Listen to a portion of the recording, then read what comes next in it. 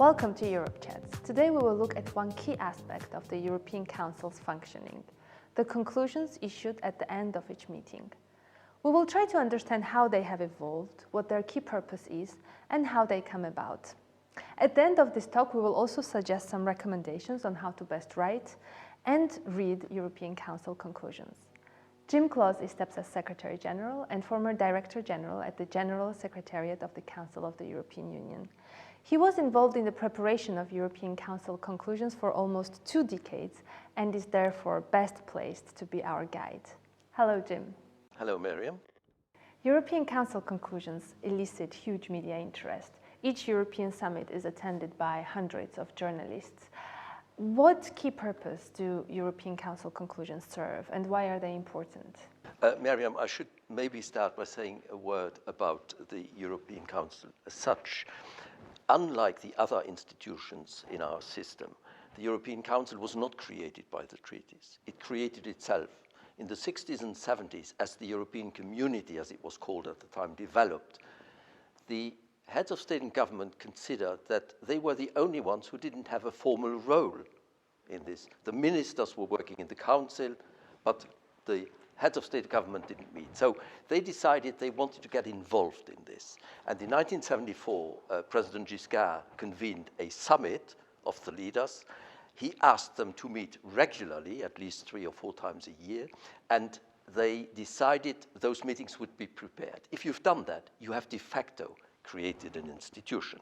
Now, for the first decades of its existence, the European Council had no legal status whatsoever and could not adopt any formal decisions. Those were left to the official institutions. That did not mean, however, that those meetings were not important. They were highly important.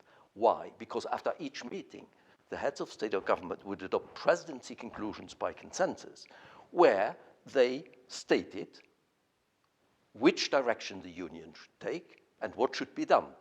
And if you have such powerful people like the heads of state or government and the president of the Commission, I should add, who express a certain number of requests, then of course people will listen and there will be a lot of media interest. Now, so the importance of the conclusions derives from the status of the people who compose that body, the European Council. The Single European Act in 1985-86 for the first time recognized the existence of this body, of the European Council. But it was only formally introduced or confirmed as an institution of the EU with the Lisbon Treaty. The Lisbon Treaty overall, as far as the functioning of the European Council is concerned, confirmed what had been going on the ground.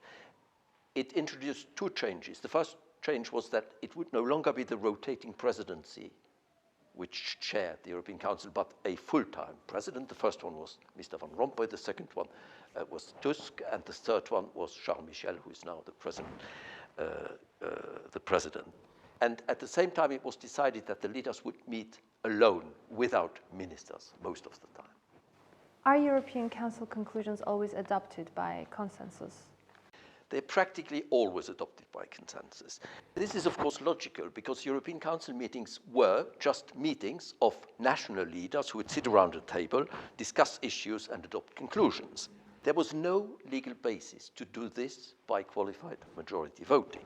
Now, the Lisbon Treaty, which has formalized the existence of the European Council, actually confirms in the Article 15 on the Treaty of the European Union, confirms the rule of consensus for the decisions of the European Council. There are a few exceptions. The European Council can vote in some cases like nominations or when they decide on council configurations, but those are exceptions. Now, so overall, presidency, or now European Council conclusions are adopted by consensus. There have been in the past some exceptions. I give you 3 examples. In June 1985, in the European Council in Milan, they were discussing the convening of an intergovernmental conference to change the treaties. This led to the Single European Act. Now, there were 3 delegations at the time: the Brits, the Danes, and the Greeks, who didn't want this to happen. Then the Italian presidency found a trick they considered that the convening of the Intergovernmental Conference was a procedural decision, which, according to the treaties, could be taken by the Council by simple majority. And this is what happened. The second time was again under Italian presidency in autumn 1990. There were two meetings in Rome, which decided on the mandates for the Intergovernmental Conference on the Political Union and on the Economic and Monetary Union, which led to the Maastricht Treaty. Now there, Mrs. Thatcher, on behalf of the UK, had reservations on parts of the mandate on the Political Union and a general reservation on the one for EMU. The others simply took note. They put the reservations into a footnote, but went ahead regardless. Pour la petite histoire, a few months later, Mrs. Thatcher was out of office, partly because of her isolation in Rome.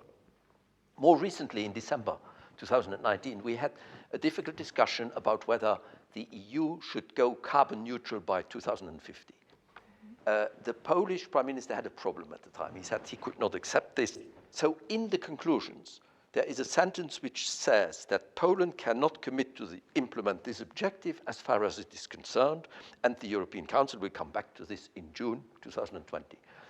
Again, a few months later, they did come back to it, and everybody accepted the objective for 2050. So those are very, very few exceptions, but on the whole, it's consensus. Can you tell us a little bit more what the European Council conclusions are for? What do they do if they're not decisions? There maybe I can start with the Lisbon Treaty, because the Lisbon Treaty confirms what had always happened. The Lisbon Treaty states in Article 15, paragraph 1, that the European Council shall provide the Union with the necessary impetus for its development and shall define the general political directions and priorities thereof. It shall not exercise legislative functions. This loosely worded definition of its role leaves, of course, a lot of margin of maneuver for the European Council. And it actually caters very largely for the various things the European Council had been doing since its inception. There are five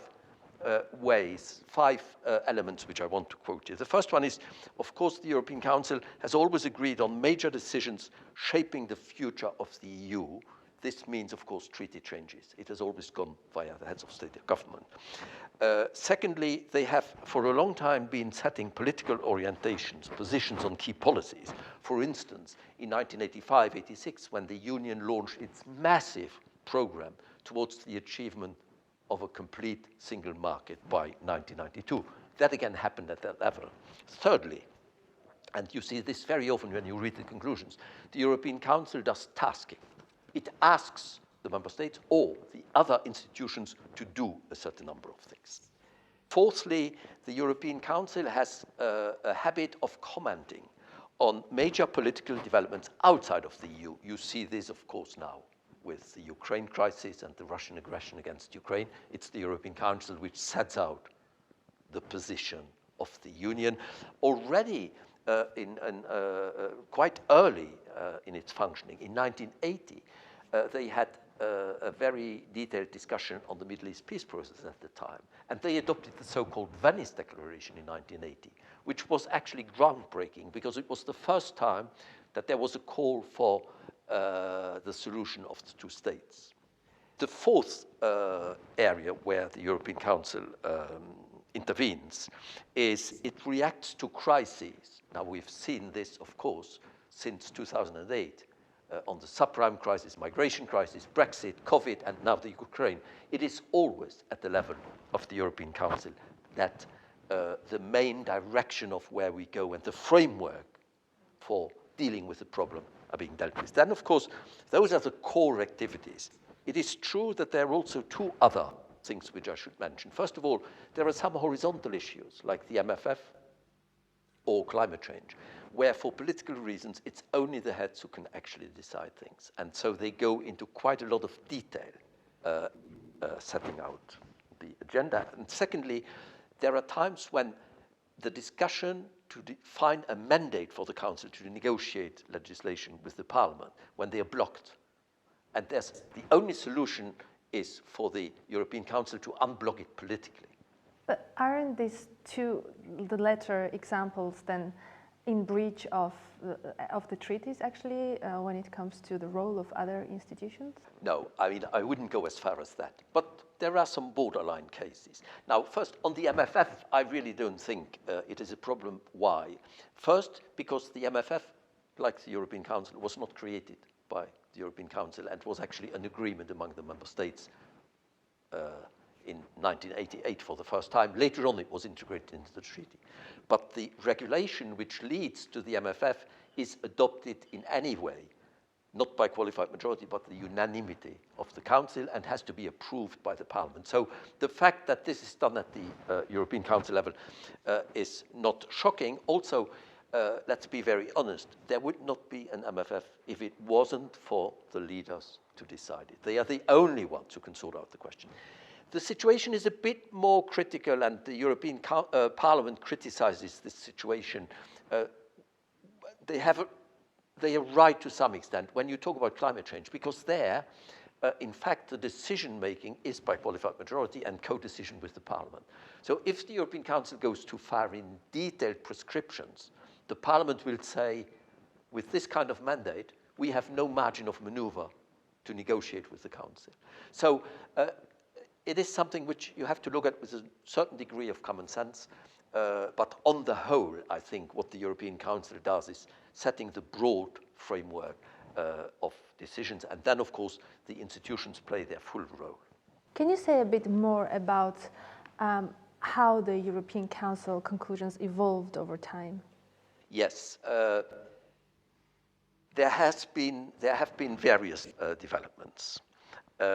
Initially, they were relatively short and to the point. And then, of course, they started developing and becoming longer and longer for various reasons. One of the reasons was that the rotating presidency, which at the time chaired the meetings, they wanted to use the European Council conclusions for their self-glorification, putting in everything which had happened, and to show how well they had done their job.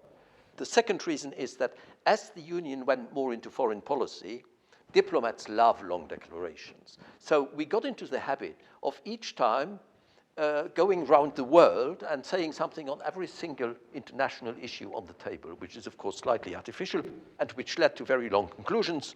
I remember in 95, I think it was, there were conclusions at European Council in Madrid which went to 130 pages with the annexes. Now, this is, of course, patently absurd. Mm-hmm. And that is why in 1999 in Helsinki, they had themselves said, we have to make it shorter, 15 pages maximum. This was confirmed by Sevilla in 2002. But still, I mean, it took a certain time to adjust. At the same time, as the conclusions grew longer at the time, the language became more and more flowery. After the Danish no to the Maastricht Treaty, there was a feeling that we should be closer to citizens and appeal to citizens, which is perfectly understandable. But this, of course, led to a flourish of appeals to the citizens. I mean, there was a Laeken conclusion in 2001 where, frankly, the heads did not speak to the citizens but for the citizens, because every single sentence started by saying, the citizens want this and that and that. And this was clearly a bit absurd. The other thing, of course, is that when you look at the European Council conclusions, sometimes the language being used, or the length and the flowery style, is inversely proportional to the competence of the Union. So when you talk about the single currency, the conclusions are crisp, clear, When you talk about employment, which is not really in EU competence, it goes all over the place. And there was a time when everybody invented their own program. We had a Copenhagen chapter on employment, a Brussels action plan against unemployment, general principles for employment in Essen in Germany, a Florence Pact for employment, Dublin Declaration, Luxembourg European Council on Employment, the Cardiff Action Plan for Employment. I could go on like that. I mean, it was becoming slightly ridiculous.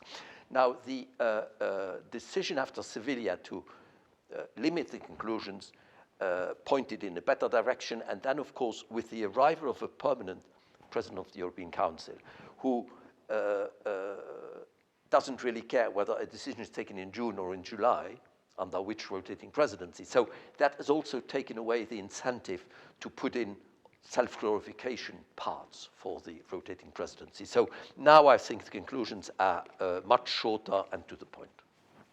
So you're saying that the European Council in a way lost its discipline in the 1990s and in 2000s, but then it rediscovered a more concise, utilitarian and sensible way of drafting conclusions.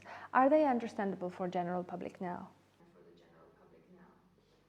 They're not always easy to understand, but they are much easier to understand than before, I think. They are more focused. Now, let me say a few words about reading European Council conclusions, because this is, of course, the outcome of political decisions, discussions between leaders from 27 member countries, plus the President of the Commission. There are many divergent opinions. So from time to time, this is an exception, but it does happen that we consciously used bad English to paper over these agreements. And then, of course, the translators would be very unhappy and say, we don't really understand in English. We want to translate it in Swedish or Dutch or some in the following way. And I, who was at the time in charge of the conclusions, I said, don't do that. You translate literally. There is a reason why this was being proposed, and you have to accept it. Now, this should, of course, be the exception, because normally you should have a text which is clear and can easily be translated, but it does happen. Then you have the use of what I call weasel words. You know, you would say, the European Council agrees that this should be done. You put a comma and you say, as appropriate. You already see that it's not an unreserved approval of something. Or you would say, the Commission is charged to do this, comma, in full respect of the competences of the other institutions. You know that behind the scenes there is a little battle going on about competences. Or we say things like something's being adopted without becoming or being a precedent. That normally is a fair sign that it will be a precedent later on, actually. We see this, maybe we will see this with the Recovery and Resilience Fund, which was adopted in the framework of the COVID crisis. And then, of course, you also have some expressions which one has to decrypt. It reads oddly when you see that the European Council welcomes the intention of the Commission to make a proposal. This is wording simply because the Commission has the exclusive right of initiative for legislation. And they're very jealous about it. So they don't like it when the European Council says, we want you to make a proposal. So you have this kind of formula, but it means, of course, exactly the same. Then, of course, you have small changes in one or two words, which can actually change the meaning of the European Council conclusions. So you would have a long development, and then you say that the European Council approves. Well, that's pretty clear. You have an intermediate stage where the European Council welcomes or warmly welcomes something. That means, okay, there is overall a positive attitude, but the details have to be worked out. And then, of course, sometimes a delegation would say, actually, I would prefer simply to say that we noted this. This means there is no agreement, it's simply noted. So you have to look at the European Council conclusions in this way. There was an interesting incident in 1991. The Luxembourg presidency had prepared a draft treaty for the later Maastricht Treaty, and it was discussed at the European Council in Luxembourg in 1991. And so the Luxembourg presidency said, and this will be the basis for the future negotiations under the Dutch presidency, which will follow.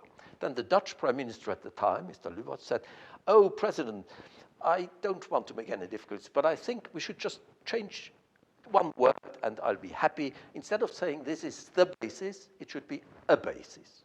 Now, that, of course, changes everything. Some people around the table understood already at the time that this meant that the Dutch wanted to do a different draft treaty from the Luxembourg one. And that's what they did in September.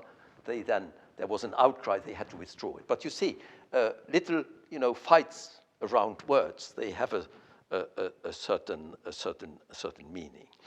Then this is more for, as an anecdote, there was a very difficult discussion in 2011 about the assistance program to Greece. And the Finnish Prime Minister insisted very much on a reference to a need for collateral. You know, when you get a loan, you have to give collateral to guarantee the loan. And then the Greek Prime Minister said, okay, he was a bit upset about this, and he said, is there anyone else around the table who is in need of a Greek island? So, you know, interesting things are happening.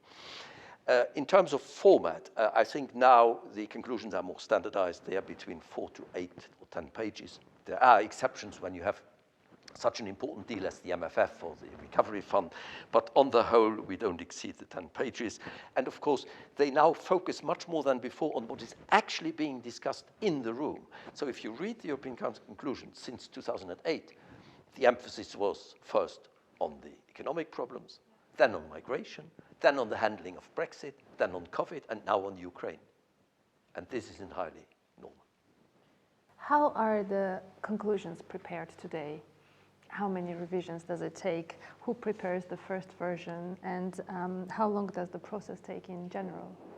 That's a difficult question because it's a huge negotiating process. But what I would like to say first is that in old times, when I was a young Antici, assistant to our permanent representative, the process was not very transparent. There were lots of negotiations. The presidency worked on the conclusions, talked to some delegations, talked to the commission, but the delegations actually only saw the complete set of draft conclusions on the second day of the European Council, when they would be slipped at 5 o'clock in the morning under the door of the Anticis, who then had to get up, copy, prepare for breakfast with the Prime Minister and the delegation to discuss them. That has changed now over time, and it's now even in the treaty. So today we have a formal process, which I can briefly explain. About 6 weeks before the European Council, the President of the European Council issues a draft annotated agenda. Now, who does the draft? Well, the draft is being done by the Council Secretariat and the Cabinet of the President of the European Council. Says, those are the issues, and it's, of course, the President who decides. Those are the issues we want to discuss. This is what we want to achieve.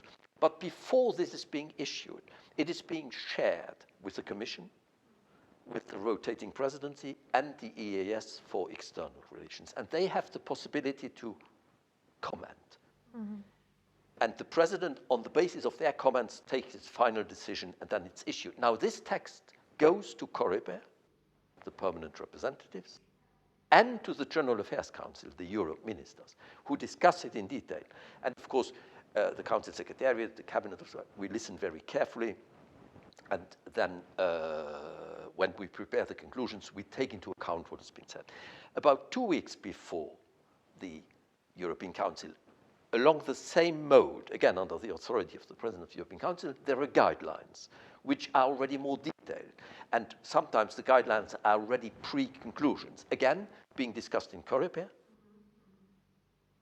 And then we take note. And then the last week before the European Council, draft conclusions are issued on Monday. They are first issued a few days before the European Council. You have a Coreper discussion. We change them. Then they go to the General Affairs Council on Tuesday before the European Council. They're again changed, and then the final draft goes to the heads of state or government. So it's a more civilized and a more transparent process than before.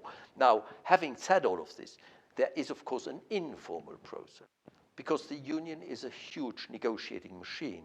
So you have many contacts between the so-called Sherpas. It's the European advisors of the heads of state and government in the capitals who talk to each other all the time, bilaterally, in small groups, in bigger groups. They talk to the Commission, they talk to the Council Secretariat, they talk to the Cabinet of the President of the European Council. So there is a constant sort of ongoing process. So the outcome of the conclusions is, of course, there are many people participating in some way or other to this. So you have to follow both the official or the more formal process, but you also have to be very much aware there's a lot of negotiation going on behind the scenes. Maybe a final question. What would be your recommendations on how to best write and use the European Council conclusions? It's always a bit delicate for a former civil servant to give recommendations to the heads of state and government, but okay, let me just give a few personal remarks in this respect. The first one is keep things short. Every paragraph should contain either a position, a decision, or a tasking. That makes them much more reasonable and it looks more serious. Secondly, it's important, as I said before, that you focus on the points which are actually discussed in the meeting. This keeps them shorter too. The longer the conclusions are, the more confusion you have in the press conferences. If we have conclusions of 30 pages, there's not one head of state or government who's going to read them in detail. They don't have the time and they're not interested in that. What then happens is that after the European Council, the advisor to the French president would say, Monsieur le Président, you should, in your press conference, talk about paragraph 2 and 23. They are really important for France. And the advisor to the German Chancellor will say, Chancellor, you should concentrate on paragraph 9 and paragraph 11. And so on. Then you get into the situation where the people listening to the leaders in their national press conferences say, those people have not been in the same meeting. So if you focus on what is actually discussed, they will talk about the same issues. And I think over the years we've become much better at this. So this is my second point. The third one is, in spite of what I said about using bad English, which was a bit of a joke, it is keep the language as simple and clear as possible. Do not use too many adjectives and epithets. Do not try to use the conclusions to what some people call appeal to the citizens. I personally tend to think that the spinning should be done around the conclusions, should be done by the spin doctors of the various member states, not via the exact drafting of the European Council. I would also say avoid self-congratulation. It doesn't read well. If you say, we've today done something which really helps the citizens, I don't think it washes with citizens. I think it's much better that you adopt the RRF with 750 billion, because then the citizens who are not stupid will understand that you've worked for them. So this is a very, very important point.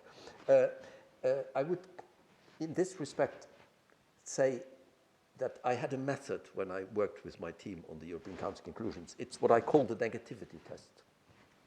It goes as follows. When you take a sentence, try to put it in the negative and see whether it doesn't become completely absurd. I give you a simple example. The European Council cares about its citizens.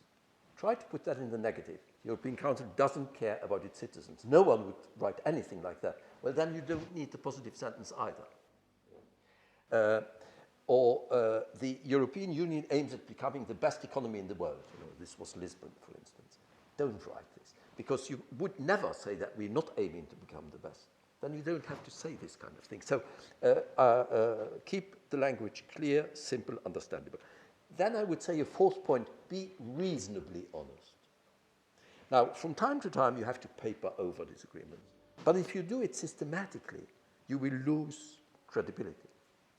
So from time to time, there's absolutely nothing wrong to say, we had a long discussion debate about such and such an issue, and we still disagree. But we can assure you that we're going to work together and find a solution later. It's perfect. People are stupid. It's perfectly understandable.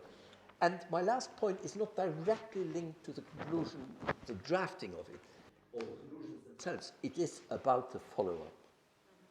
Because, as I said before, the European Council conclusions are not formal decisions. So if the institutions, the other institutions, do not put this into legislation, all the member states follow up on what has been agreed, nothing is going to happen.